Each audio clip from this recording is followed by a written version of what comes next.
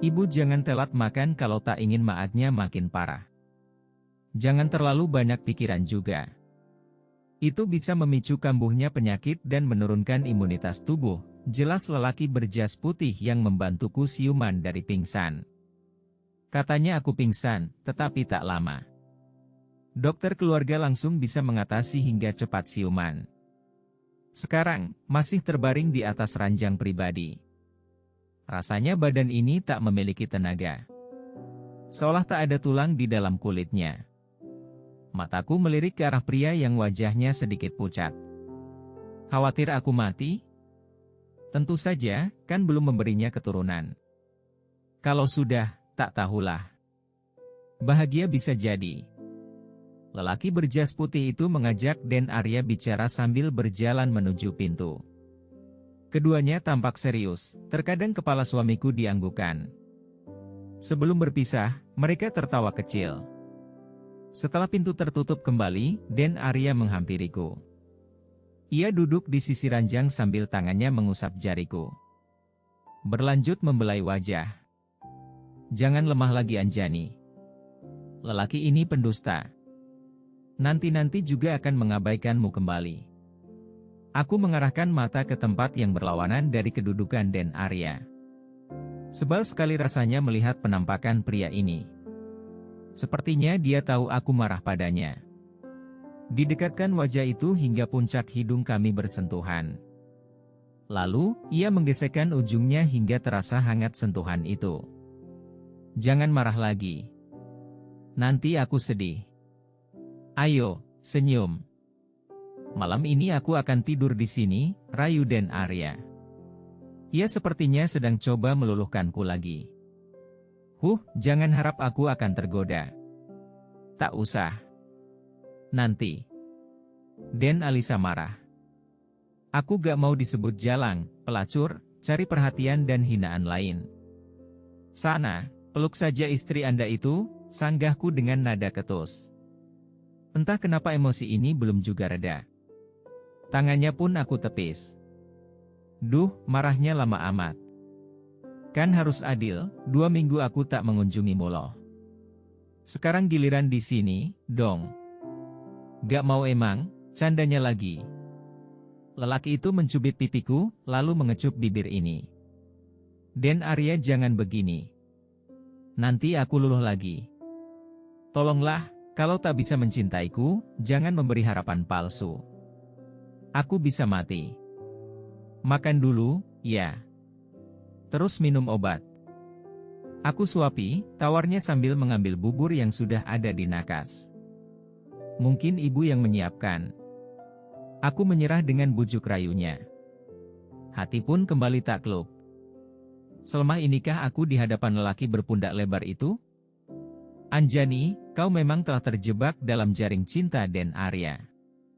Bodoh sekali memang Teru, dan terus rela dalam bualan unta. Den Arya menyuapiku dengan telaten. Jika ada sisa di sudut bibir, ia akan membersihkan dengan jarinya. Mendapati kelembutan dan kasih sayang ini, segenap kebencian itu punah. Berganti makin menajamnya rasa dalam batas tak terlampaui kata. Maaf, jika tak mampu menepati janji untuk membuang rasa ini, Den Arya. Segala sakit itu, perih yang mengikis hati terbang bersama tatap dan senyuman yang terkembang. Aku kembali jatuh dalam buayan asmara. Cinta ini benar-benar gila. Seharian ini kami ngobrol banyak hal. Aku berupaya mengikuti ritme pembicaraan meski kadang bingung sendiri. Strata hidup yang tak sama membuat kami memiliki dunia yang berbeda. Hanya saja, lelaki itu tak menunjukkan sikap merendahkan. Dia malah membantuku memberi banyak informasi. Termasuk negara yang akan dikunjungi bersama istrinya. Nanti aku akan membawamu ke sana. Seperti tahu isi hati ini, ia menjanjikan sesuatu yang membuatku melayang-layang di udara. Luar negeri. Tak pernah sekalipun bermimpi akan singgah di sana. Siang hari, Den Arya undur diri. Mungkin akan menemui istri pertamanya. Sebelum pergi, dia berjanji akan datang lagi selepas Isya. Katanya akan bermalam di sini. Aku tak mau berharap lebih. Masalahnya kalau sudah bersama istri pertamanya dia akan berubah lagi. Entahlah, lelaki itu ibarat angin. Bertiup sesuai tekanan yang paling besar. Selepas kepergiannya, kuhabiskan waktu di kasur saja. Badan yang masih lemah tak memberi sinyal untuk keluar kamar. Sesekali ibu menemani. Kami akan terlarut obrolan hingga ragaku kelelahan. Lepas itu, tidur kembali. Dikala senja menyapa, hatiku mulai diliputi harapan sekaligus kecemasan. Akankah kekasihku datang? Ah, aku begitu rindu suasana tadi pagi. Rindu tatap, juga senyuman. Belayan itu begitu lekat di ingatan, tak bisa kutepiskan. Seiring waktu beranjak tua, harapan mulai kukubur dalam-dalam. Janji itu tinggallah janji.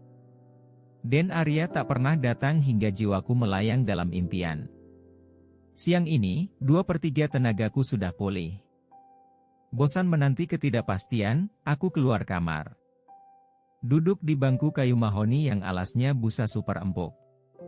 Di beranda depan bangunan tengah, selain dapat menikmati lambaian dedaunan, juga bisa melihat aktivitas di samping rumah utama. Hanya ini yang bisa dilakukan. Daripada bengong dan melamunkan hal yang akan menambah kepedihan. Ah, kenapa tetap berharap padanya? Sudahlah Anjani, ia tak pernah bisa menepati janji. Kali ini aku memegang pulpen dan buku harian. Menulis sepertinya dapat mengobati kesepian. Sepertinya aku baru melihatmu. Apa aku yang sudah lama tak kesini, ya? Sapa seseorang kalaku baru akan memulai menulis satu kalimat. Hampir saja pulpen yang kupegang terjatuh saat suara tak kukenal menyapu telinga. Entah sejak kapan seorang pemuda jangkung telah berdiri di samping kursiku. Lelaki itu agak mirip Den Arya, hanya matanya lebih bulat. Rambutnya pun lebih lurus dari rambut suamiku. Aku Rangga, keponakan Om Raka, lanjutnya sambil mengulurkan tangan. Kukatupkan 2 telapak tangan untuk menyambut uluran tangan pria berkulit putih itu. Keningnya terlihat mengerut. Kaget mungkin akan adegan tersebut. Dari sikap dan dandanannya aku menerka dia bukan pelestari budaya ketimuran. Oh, iya. Siapa namamu? Dan apa hubunganmu dengan keluarga Suradi Sastra? Tanyanya lagi. Aku bingung sendiri harus bicara apa. Sepertinya orang ini Setnak mencoba membakrapkan diri. Pemilik hidung mancung itu tak melepaskan pandangannya padaku.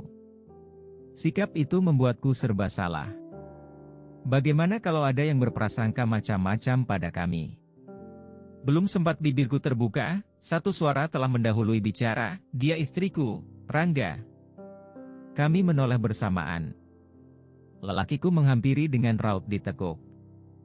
Sorot mata tajamnya diarahkan pada pria yang bernama Rangga. Dia meraih jemariku, menariknya hingga kami berdiri sejajar. Wow, ternyata. Keren, Arya.